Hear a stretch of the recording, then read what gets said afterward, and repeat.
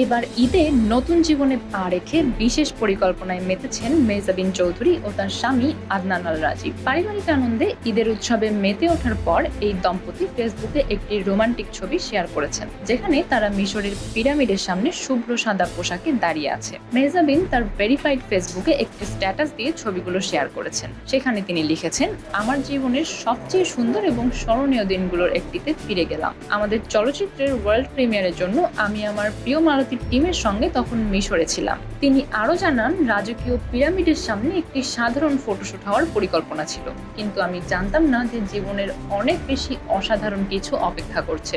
মেহজাবিন বলেন, পিরামিডগুলোর পটভূমিতে দাঁড়িয়ে সেই সাধারণ ফটোশুটটি সত্যিই এক অসাধারণ মুহূর্তে পরিণত হয়েছিল।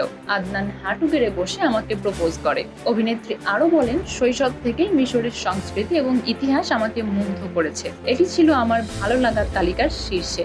আর তারপর এমন একটি বিশেষ মুহূর্ত ঘটলো যা ছিল সত্যিই জাদুকরী। মেহজাবিন জানান, তারিখটি ছিল 20 নভেম্বর 2024। এই দিনটি আমাদের হৃদয়ে চিরকাল স্মরণীয় হয়ে থাকবে।